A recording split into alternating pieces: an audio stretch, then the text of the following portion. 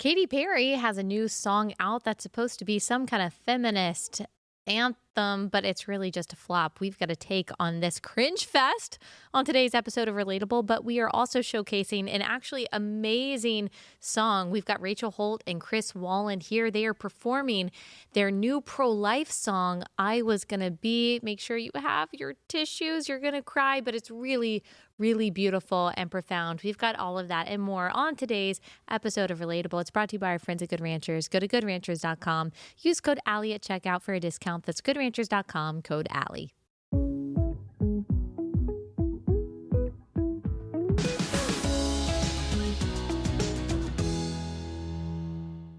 Hey guys, welcome to Relatable. Happy Wednesday. Hope everyone is having a wonderful week. Man, oh man, I am just kind of exhausted by the news cycle right now. Since Saturday, it has been just nonstop. The information that is coming out with every single bit of breaking news. It seems like you're having to interrupt talking about breaking news to talk about more breaking news, and then you have to interrupt that to talk about more breaking news. It just feels nonstop. I'm curious if y'all feel tired by the news cycle, tired by the just onslaught of breaking news, or if you feel like this insatiable hunger to know everything that's going on. I started with the insatiable hunger, and now I've kind of crashed. I feel like I've kind of been on adrenaline for the past few days, and now I am very tired of talking about the news. And so we're going to take a little bit of a break from talking about politics today. I'll just give you a little bit of a summary of everything that's going on. We talked about Monday and yesterday, what happened over the weekend with President Trump, and also with the announcement of J.D. Vance. We talked about the RNC yesterday, some of the changes to the Republican platform, some of the speakers that were platformed at the RNC, what to make of all of that. A lot of you have been asking me, what did I think about the Sikh prayer? We did talk about that yesterday, so you can go check that out if you want to know my thoughts and analysis on that. And the RNC is continuing. I'll just give you a little update there. It is still going on in Milwaukee. I caught some of the highlights of some of the speeches yesterday. There's not really that much for me to analyze for you, but there were some really good, powerful speeches. There was a speech from a mom of a man who was killed in New York City, and then his murderers were let off the hook by corrupt prosecutor Alvin Bragg. There was a mom of a young person who was killed by a fentanyl overdose. Of course, that links to the open border policies that are pushed by Democrats. There was a really powerful speech by Nikki Haley coming out in full support of Donald Trump.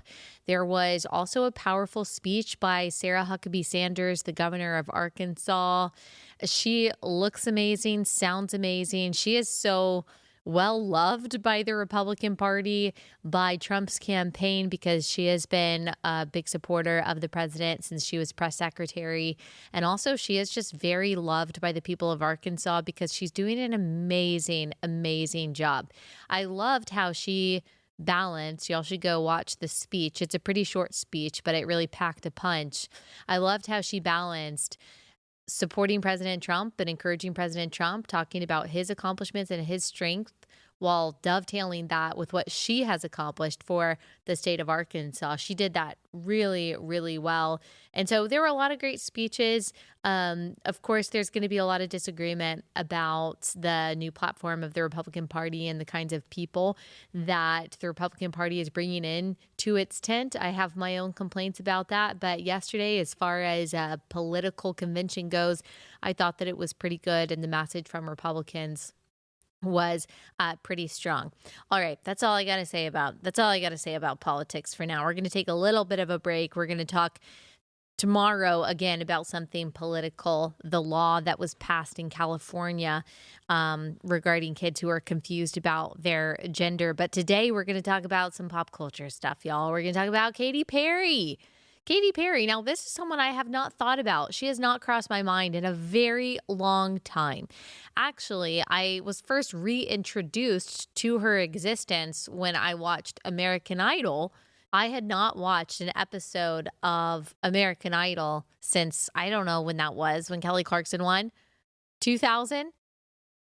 Yeah, I know it was season 1, but 2001? I think so, yeah. I think, okay, if it was 2000, then I would have been in 2nd, 3rd grade, I think. And so I remember calling my friend. I was like sitting on my parents' bed, and I remember calling my friend on the landline, being like, oh my gosh, I still remember that song that she sang and exactly what it looked like. I hadn't watched American Idol since then.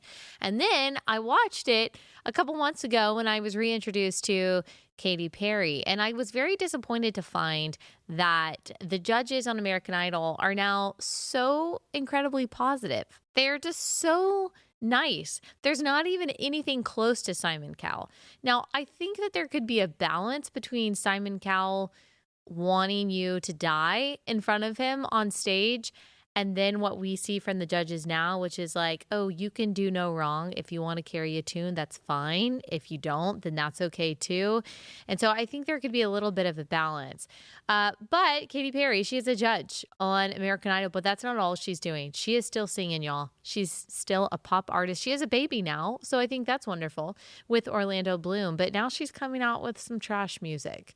And I'm not saying trash quality necessarily. She does have a beautiful voice, but the values behind the song and then who's behind it, it's a little disturbing. So she's got a new feminist anthem called Woman's World. And we can't even play you the chorus because it's risque, and I'm certainly not asking you to go watch the music video, but I'll just give you a little taste of it. Here's SOT 10. Sexy, confident, so intelligent. She is heaven sent, so soft, so strong. Actually, awful. Awful. Like, she has a good voice, Brie. She does. Yeah, she I've does. heard it, but with the auto tune and what is it? Okay. Let me just, sexy, confident, so intelligent. She is heaven sent. So soft, so strong. So soft, so strong. So soft, so strong. Like Charmin Ultra. She's a winner, champion, superhuman, number 1. She's a sister. She's a mother. Open your eyes. Just look around and you'll discover, it's a woman's world and you're lucky to be living in it. It's a woman's world and you're lucky to be living in it. You better celebrate because, baby, we ain't going away. It's a woman's world and you're lucky to be living in it. Oh, let me just do verse 2 and then we'll talk about it. Fire in her eyes, feminine, divine. She was born to shine, to shine, to shine. Yeah, we couldn't think of anything else that women are born to do. She's a flower. She's a thorn. Superhuman, number 1. You know you're smart if you're rhyming thorn with 1. She's a sister. She's a mother. Open your eyes. Just look around and you'll discover, it's a woman's world. Brie, you like music. What did you think about this song? Oh, I'd just like to note that it took 5 people to write this song. Yeah. Well, 5. when you're rhyming thorn with 1, You need and some when help. women are born to shine and to shine and also to shine, that takes 5 people. Yeah. They workshopped that one for sure. Yeah.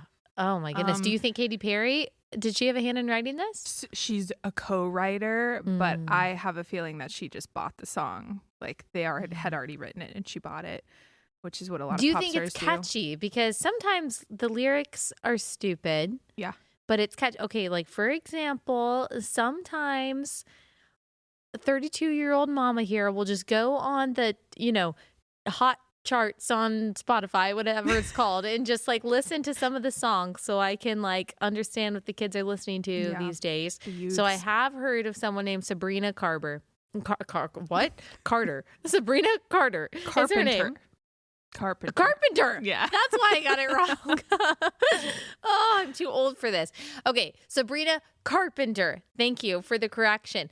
And her lyrics are silly, but really catchy. Yeah. Like I probably only listened to it once and I could probably sing you that Please, Please, Please song. Yeah. Yeah. So do you think this song is catchy like that, even though the lyrics are like, I don't know, room temperature IQ? Okay, so I think it's catchy because it's been stuck in my head for days. Okay. Specifically that first part. Wow, I've already forgotten what it sounds like. We'll see. You're going to hear it like a couple times on the radio or something, and it's not going to leave your head. Do you listen to the radio? It's an earworm. Do you listen to the radio? No, I don't. That's something people say, though, huh? Okay.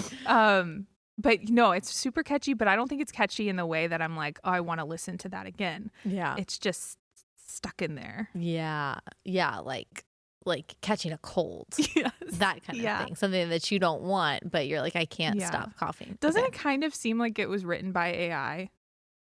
I wouldn't be surprised if it was, and they didn't even copy edit it. They're like, no, this is good. Yeah. Okay. The media has something to say about this and about Katy Perry in general. And there's also some background to the song. We're not just talking about the song because it's bad. There's some interesting aspects of the song that people are pointing out and who wrote it and all that. So we'll get into that in a second. Let me pause and tell you about our first sponsor for the day.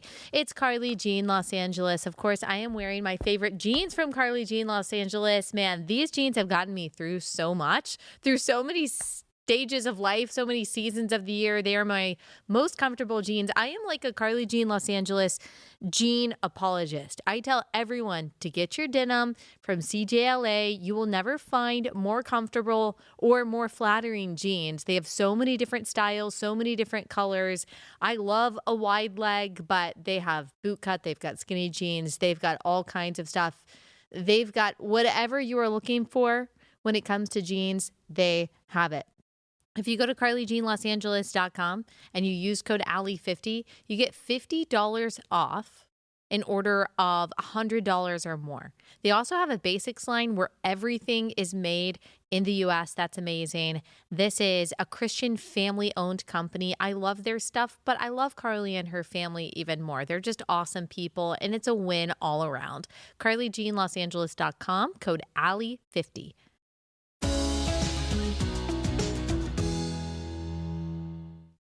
Okay, Brie, can you tell us this Woman's World song that's supposed to be a feminist anthem that's supposed to make you and I feel really empowered? Who wrote this song and why is that significant? Yeah, so there were, six writers actually, and four of them are men. Oh, so more than half. Are male for a woman's world. Also, outside of the writers, the music video, which we can talk more about, was all the producers on it were male. The choreographer was male. The producers of the song, the three male producers. So there are women that worked on it too, but the majority of the people who worked on this song are male. Is it Scooter Braun a part of this? No, it's Dr. Luke. Oh, Dr. Luke. And he was the one that Kesha accused of sexual abuse, right? Yeah. And other women too. Yes, other women too. And it's like pretty serious allegations too. Yeah. And so on this feminist anthem, not only is it mostly headed up by men, also by a pretty credibly accused sexual abuser. Yep. This feminist anthem. And a lot of people are pointing this out online, that this is just very hypocritical. Yeah. This is originally why when she teased the song, people already were giving it flack because she produced it, because Dr. Luke produced it. And yeah, he was in the news a couple years ago because of the Kesha thing. So right. Yeah. You would just think that she would have been able to find someone who wasn't accused of sexual abuse, or just find a woman. Are there no women in this women's world that can produce this? Okay, well, The Cut has a personal vendetta, it seems like, against Katy Perry. I saw this post the other day. I don't even know if I follow The Cut, but Instagram decided to show it to me. And The Cut is an outlet, an online news outlet, and it discusses pop culture. And here's the title of the article: Katy Perry is stuck in 2016, which explains why the pop star's album rollout has been so confusing. This caption just goes in on Katy Perry. I don't even know why. But here's what the caption says. We used to know who Katy Perry was. Over a decade ago, in the aftermath of the Great Recession, Perry satisfied our national appetite for youth, frivolity, and hedonism. So true. Who is Katy Perry now? Most of all, she's a 2010s relic. Well, Katy's back, and everything about the rollout for her new album, 143, reeks of desperation. What the streams reveal: vacant lyrics, ill-advised guests, very obvious samples, an album that will almost certainly flop. What people want from Katy Perry is fantasy, escapism. Woman's World, the lead single out today, comes off so forgettable, so cringe, that it overshadows the blatant hypocrisy of having an alleged predator produce it. Dang. Brutal. There are some other quotes from the article. She says she's a proud liberal who wears persist armbands to the Grammys and remains committed to empowerment politics, even though its integration into her music, purposeful pop, as she branded it, precipitated her plunge. Duh, because as this person noted, people want escapism. People don't want politics from someone like Katy Perry. Most of all, she's a 2010s relic, a faded pop star frantically attempting to clamber back to relevance, only to be thwarted by her inability to tell up from down. Oh my goodness. Did you know that she also released an album during the pandemic? Probably not. That's so true. I didn't know that. Perry is like Barbie in Barbie Land, stuck in la-di-da dimension in which Hillary Clinton is still the Democratic presidential nominee. Male tears mugs make bank on Etsy, and the most transgressive thing a celebrity can do is sing fight song. Oh my goodness. Do you remember that, Brie? Oh yeah. That I still listen to it. Whenever I see it on X, it pops up every few months. I listen to it. I watch the whole thing. People might not know what I'm talking about. It's like a montage of all these different celebrities, some who can sing and some who can't. Yep. Singing the different lines of fight song in support of Hillary Clinton. Mm-hmm. And it was Never forget. Yeah, 2016. Yeah. Is when that came out. I'm still just trying to calculate how in the world she lost after that. I know. It had to be Russia. I know. I can't believe they haven't tried it since. Yeah. I mean, if you have Jesse Tyler Ferguson singing fight song, it had to be Putin. Yeah. That got Trump elected. I don't know what else to make of that. But I think this is actually such an accurate read on this song. This like, oh, I'm woman, hear me roar. And it's interesting to hear this from a liberal perspective, that they understand that that's not where we are anymore. Yeah. That brand of liberal is actually very cringe. Yep. And I know that Katy Perry is not even trying to be a part of this whole conversation, but my husband and I have been talking about how conservatism is changing. Like the right, the left, the dynamics are shifting to where the right now encompasses a lot of people, includes a lot of people that are considered by the mainstream cool. And I'm talking like barstool kind of conservatives. And so you've got like the Dave Portnoys. You've got what's that guy, Logan Paul? Logan Paul. I don't know if you consider him cool, but he's like pro Donald Trump. I mean, obviously he has a big platform. I'm not saying that they call themselves conservative, but they're not liberals, or they don't consider themselves liberals. We've got this kind of like new, edgy, secular, probably still liberal, socially, UFC, Theo Vaughn type people who now are kind of like a subset of the right, whether they call themselves that or not. And this like Hillary Clinton fight song, I'm woman, hear me roar brand of liberalism is seen now as really cringe and dorky. Yep. Which is why I think you even have a lot of Gen Z, especially Gen Z males, being like, oh my gosh, like feminism and all that stuff. It's just so lame. Yep. And Trump is almost seen as cool now, which is such a shift. Yeah. Do you see that? Oh, yeah. I mean, especially due to the events of the past couple weeks. Well, his being indicted, but also the shooting, obviously.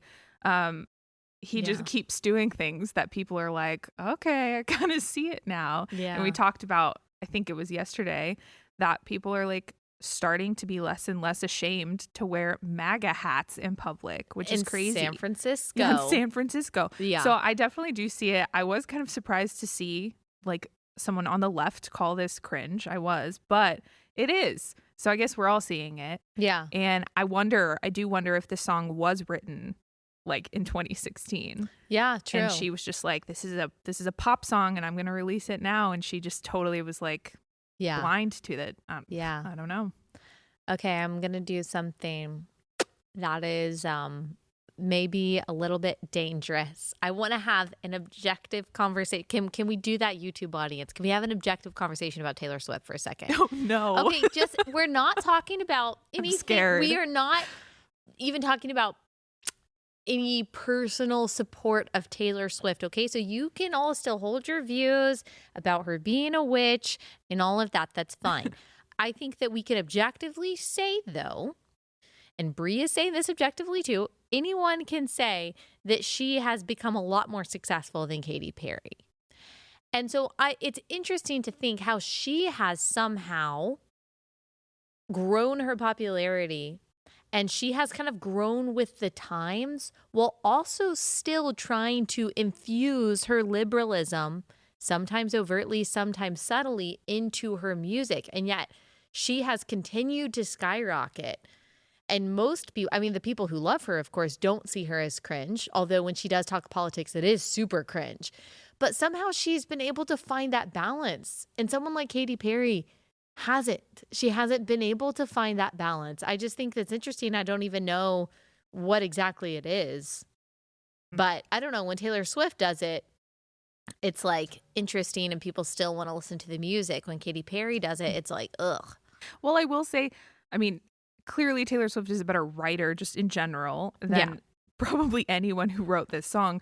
But true. I think it was 2017, maybe it's 2019 when she came out with the song The Man, which I was thinking about when I listened to this, which is a stupid song. She's saying, if I was a man, I would be more successful. It's like you're the most successful person in the world. So no, and it's not true. It's like when Beyonce's saying, if I were a boy. Yeah. Well, it's also specifically with Taylor Swift, she's famous because she was relatable to girls. Yeah. So it's actually the opposite of true. But if she released that now, I think she would get the same reaction. Yeah. I mean, I think it's maybe not as bad of a song, but still, I think she also learns her lessons. I think people even then were like, this is kind of dumb and not true. And she hasn't done something like that since. Yeah. So I saw that people freaked out the other day because part of, even I know this as someone who doesn't like follow her closely. I saw a clip going around of her concert where she seems to say F the patriarchy. It was like, she has all these children like screaming that. I'm not condoning like the use of that phrase or that word at all, but that is a part of her song all too well. Yes. I don't know if it's just a part of the 10-minute version or the part of the short version too. And she's talking about like Jake Gyllenhaal, right? Yes. Yeah, you know the lore. I just know Taylor lore. Yeah. Like his keychain. Yes. Right? And she's saying it was like hypocritical because he had this keychain saying F the patriarchy when really he mistreated her. Yeah, the whole song is about how she was too young for him and he took advantage of her and he was awful to her. And yeah, she's referencing the fact that he's a hypocrite for having that on his keychain. So people took that way out of context. And I agree, like, I don't agree with using the phrase at all. There were kids at that concert. The majority of them weren't kids, but yeah. The context does matter. Yeah. It does. Interesting. Well, people have some things to say about Katy Perry. We'll get into that in just a second. Let me pause and tell you about our second sponsor.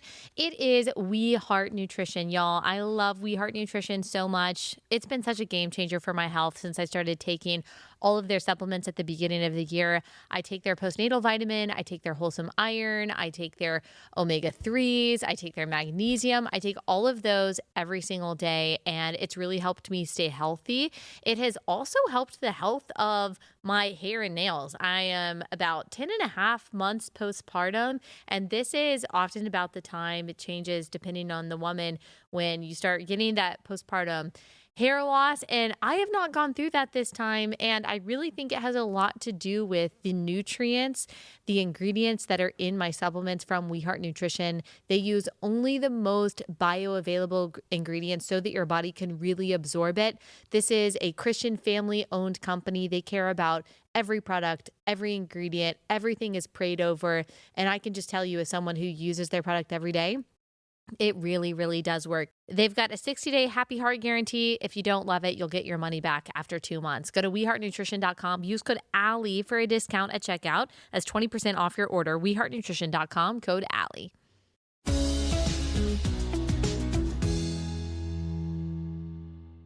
So in this music video, the funny thing is that they have women acting like men. Like they've got women on a construction site. They've got women peeing in urinals or like pretending to pee in a urinal. And I'm like, okay, wait, why do women have to act like men in order to be powerful? That doesn't even make any sense. What you're saying is that we have to do things that we literally don't do in order to be powerful. So it's not actually enough to be a woman and to do the things that are unique to us. We have to have this fantasy where women are working on construction sites. We aren't. That just doesn't happen. I mean, rarely, but I would say it's probably 98% men at least on those construction sites. We're not peeing in a urinal. I don't understand why a urinal has to be a part of this conversation at all. Ed Krasenstein said that the right is triggered because we don't like women peeing in a urinal. Yep, that's why I'm triggered. What else? What other visuals did we have in this music video? Well, that the construction part is just the first part. Yeah. And she pulls up a vibrator. Oh. And shows that. Okay. And then she puts up a pill bottle and does a little she's doing an ad read or something. So I think it's supposed to be kind of like she's selling vitamins or something. Oh, okay. So I think it's supposed to be like tongue in cheek, like Instagram culture or whatever. And then the second half of the video is her like walking around in a half as a cyborg, and yeah, and she goes up to an Instagram influencer and steals her camera, and then runs away in a helicopter. Okay. So that's what we've got. Okay. That's just weird. It's just weird. Hopefully we can start producing better things as a culture, right? And actually at the end of this episode, we are going to hear a song that is part of the better part of the culture building that is actually going on, that is representing really good values. And so we'll get to that in just a little bit. Let's talk briefly, Brie, about this new dinosaur discovery, so-called, by the Wall Street Journal. Can we talk about this for a little bit? Yeah, big news. If anyone is new to this podcast, you might not know that we have consistent conversations about dinosaurs. That's why we've got a little daddy long neck back there. I think that's its official name. That's what they're called, yeah. And then we got, I don't know, is that supposed to be a triceratops? No. Triceratops is Baby Bop from Barney. I don't know what that is right there. It's got the spikes. You can't see it. And then, no, this is Triceratops. This is Baby Bop from Barney.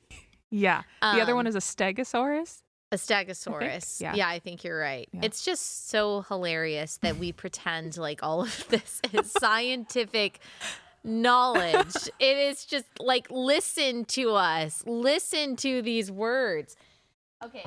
So if you have never heard us talk about this, I am skeptical about the depictions of dinosaurs. I don't doubt that there were very large creatures that existed at one point that we don't fully know about, that probably have gone extinct. But I don't think we know that the dinosaurs looked the way that we say that they do, because obviously like skin, hair, fur, we don't have the fossils of those things. And so it's hard for us to know what the scales look like. You think we know that a pterodactyl sounds the way that you heard it on Jurassic Park?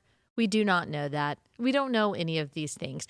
And as I've always said, I think most of the discoveries of dinosaurs, the names, the categories, the depictions of them, are the result of a bunch of nerds going into a room and basically manifesting their fantasy in these science books. Okay. So that's kind of just what I think about it. And people get very up in arms when I talk about this, but it seems like every week I see a new discovery in the media that makes me even more skeptical about the veracity of the claims of dinosaurs. This is from the Wall Street Journal. We're going to have to put up, can we just put up this image from the Wall Street Journal? Tell me that this does not come from a fantasy book.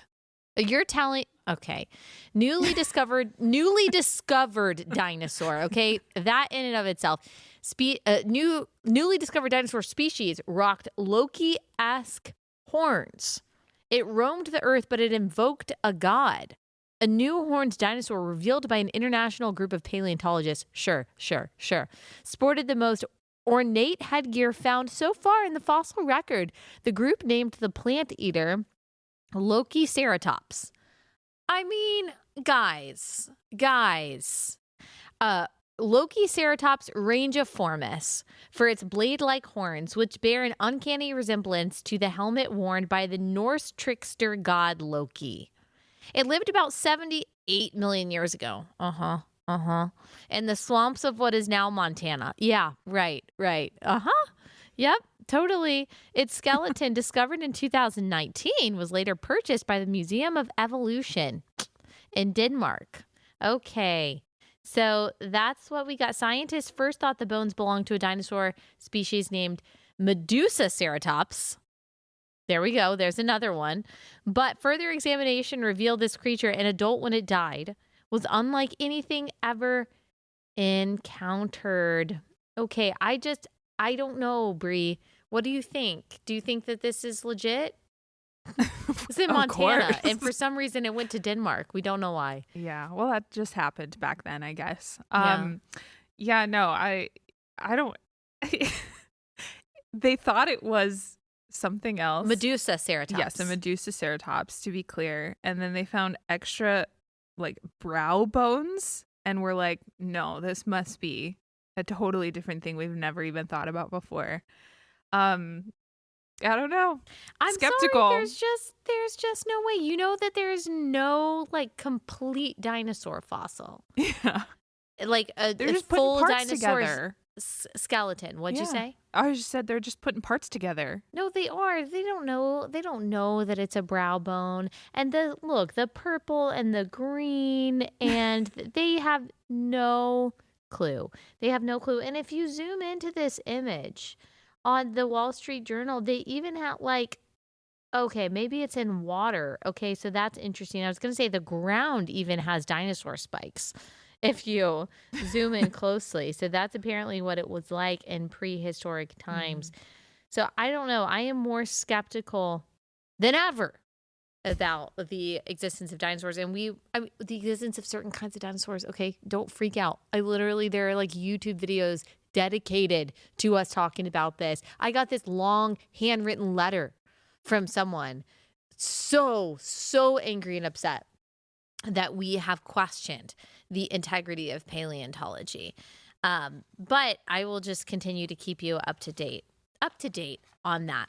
All right. We want to get into this amazing story. It's an amazing song, and it is sung by Rachel Holt. It was written by Chris Wallin, and it is a pro-life song. They were in the studio yesterday, and they recorded this song, which, as you will hear, is from the perspective of a baby whose mother chose abortion. It's called I Was Gonna Be, and this song is going to bring you to tears. It is contrasted to Katy Perry's dumb song that had no intellectual value, no moral value whatsoever. This is a beautifully written song that also carries so much meaning, and I really think can change hearts and minds. And so make sure that you share it. Make sure that you share it with those in your life. Storytelling is so important. Storytelling through song is so important. That's why these songs and stories shape our culture. And I think this song that we are about to listen to and about to talk about really has the potential to do that. Before we get into that interview and that song, that performance right here on the white couch, let me pause and tell you about our next sponsor, and that is Good Ranchers. All right, before you go giving your money to Jeff Bezos this week by ordering everything off Amazon for those Prime deals, you should go to goodranchers.com. You should shop there. Prime deals on American meats. Trust me, you don't want to miss these savings for America's best meat delivered right to your front door. This is 100% American meat. It's a subscription service. You can get that box of meat to your front door every month. We love Good Ranchers in our house. We get Wagyu burgers. That's probably what we use the most. That ground beef can really be used for everything. The better than organic chicken. They've got pre-marinated, non-pre-marinated. They've got all kinds of seafood. They've got scallops, shrimp, wild-caught salmon. We love it all. We had salmon in our house last night, and I'm just so thankful to have a freezer full of all-American meat. It makes our life easier and healthier. Go to goodranchers.com, and there's no code needed. Just subscribe, unlock up to $150 in savings. Goodranchers.com.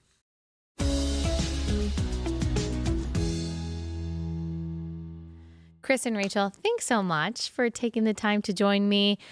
Okay, Chris, you have written literally some of my favorite country songs ever. I grew up on 90s, early 2000s country. I mean, we're talking Kenny Chesney's Don't Blink. I'm Trying, Trace Adkins, Toby Keith's Love Me If You Can, Garth Brooks's People Loving People, Montgomery Gentry's Speed, Something to Be Proud of. So basically, you specialize in making people cry with your songs. Is that right? Well, yeah, especially when I sing, I make people cry a lot. But yeah, but yeah, I grew up loving and writing what I call 3-minute movies, and I've always loved that. I think that that's your job as a songwriter, is to make someone feel something they weren't expecting to feel before they heard your song. So yes. And how did you get connected with Rachel? Well, a friend of mine gave me a call and said that you really need to hear this girl. And honestly, I was in the middle of writing I Was Gonna Be when I met Rachel. And I was just writing it for me because I thought no one is ever going to be brave enough to sing this song. So sometimes you write things to just get it out of you, and that's what I was doing. Mm-hmm. And when I met Rachel, it just clicked. I thought, no, that's who it needs to, and I really hope she likes the song. Yeah. Yeah. And so right in the middle of it, I played it for her, and the rest is history. She loved the song, and she was brave enough to put something like that out, and I'm glad. Yes. I'm glad she was. And before we get to Rachel, because I want to hear about your background and how you got started, tell us a little bit more about the song. Why were you writing I Was Gonna Be? Well, the news these days, it's always so one-sided, and there's people that are pro-choice, and that is fine, but there's two souls involved. So for me, it seems like there was only one voice being heard. And so basically I just wanted to, I said this before, give a voice to the voiceless that you never hear. Yes. So, and Rachel, you are an 18-year-old young woman, and you have decided to sing this pro-life song when a lot of people think that is a very wrong and controversial stand to take. When you first heard this song, what did you think? So I actually heard it. My parents were with me. We were just meeting with Chris for the first time, and we were all just stunned. It's definitely a song that just stops you in your tracks. Yes. It's different than sad. any song. Yeah, it's sad. It's different than any song I've ever heard. Did you ever have a moment when you were like, you know what, I'm just starting out. I don't know if this is the direction I want to go. Yeah, we talked about it and everything, but honestly, like, what better way to let people know, like, who I am than put a song out like this? Yeah.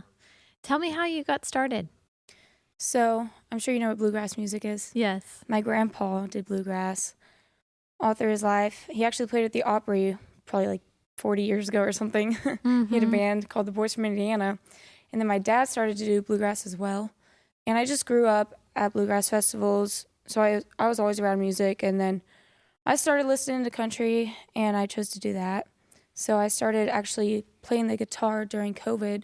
That's when I learned. And of course I sang in church growing up and stuff, but that was about it. And I started to take it seriously during around COVID. That time I started playing shows. For people who are listening to this song for the first time, they find it impacting them. What do you hope they do? What do you hope they get from it? Well, I hope that they go and, go to iwasgonnabe.com, and it's GONNA, iwasgonnabe.com, and just download the song. And I think nowadays that's the best way to, and we also have merch on basedrecords.com, BASTE records.com, with Rachel, with I Was Gonna Be, that you can also get to support us. But just, we just feel thankful to be part of it, and we hope everybody loves what it says.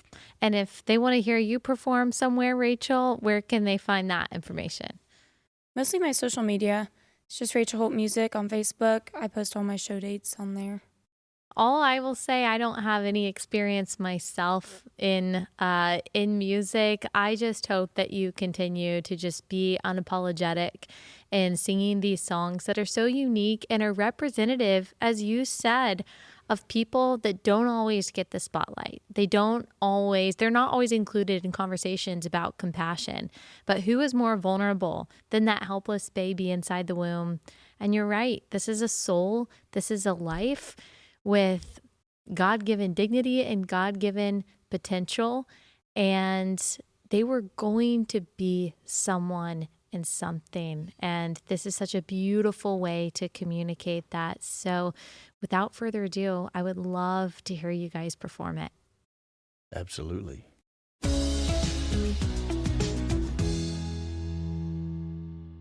All right, let me pause and tell you about our last sponsor. That's Jace Medical. You want to make sure that you and your family are taken care of when it comes to your medical needs. And unfortunately, there have been so many drug shortages in this year alone, and there are more to be expected. And you don't want to get in a situation where you or a family member has an infection. You don't have access to the antibiotics that you need. So get a Jace case. It comes with the most common antibiotics for the most common infections. You can also add on things like an EpiPen or ivermectin should you get into some kind of emergency situation. It's so much better to be safe than sorry. You can also get a Jace case, or a Jace daily case rather, and you can get a year-long supply of all the prescriptions that you and your family rely on a daily basis. Again, that security, you just can't put a price point on it. Go to jacemedical.com. Use code Allie for a discount at checkout. That's jacemedical.com, code Allie.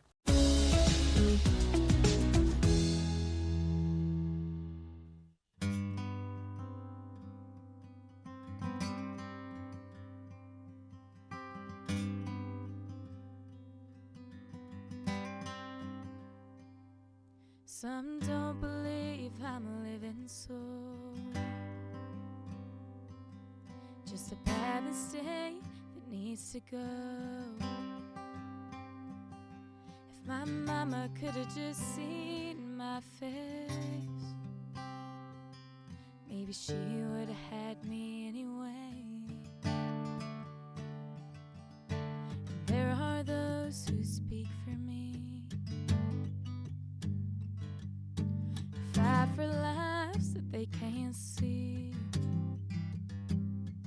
But there are some who only mourn this life of mine if I were born. And all I wanted was a chance to learn to love and laugh and dance. Oh, but I was gone before I arrived. Sent back to heaven on a starlight flight. Yeah, I was going to change the world,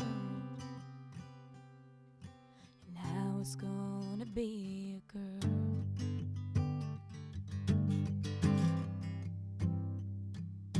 The first thing I was gonna do was breathe and fall in love with you. But a couple of weeks before I saw the light, mine flickered out when you changed your mind. And all I wanted was a chance to learn to love and laugh and dance. Oh, but I was gone before I arrived. Sent back to heaven on a starlight flight. I was gonna have some pretty curves, and I was gonna be a girl. I'm more than just some one-night stand or some burden that you think I am. And there ain't no man who's ever gonna be what I was gonna be.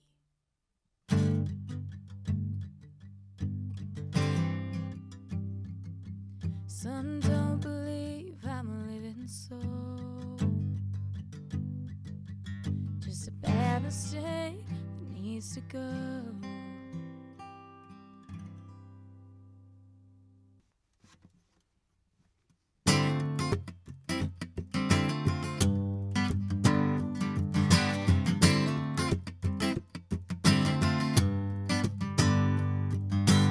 In your movie, I'm always the villain.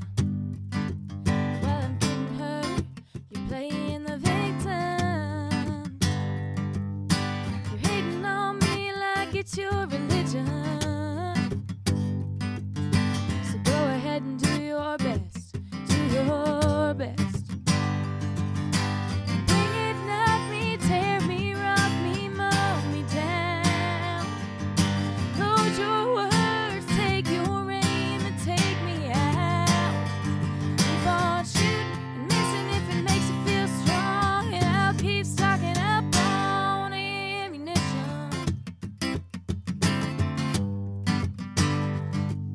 Every war you start, every war you're building, it's like a bullet in a gun on a suicide mission. How's it feel to be a warden in your own prison?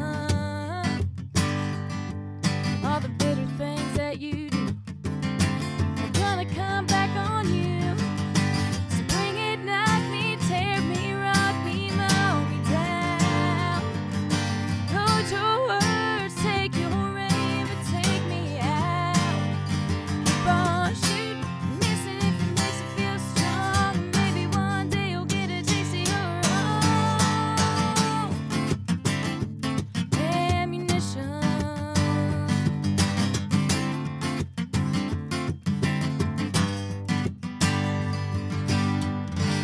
You can only fire so many times till you hear the click of what you did, and then it's my turn. Oh, it's my turn. So bring it, knock me, tear me, rock me, mow me down. Load your words, take your aim, take me out. Keep on shooting and missing if it makes you feel strong, and I'll keep stocking up on ammunition. On ammunition.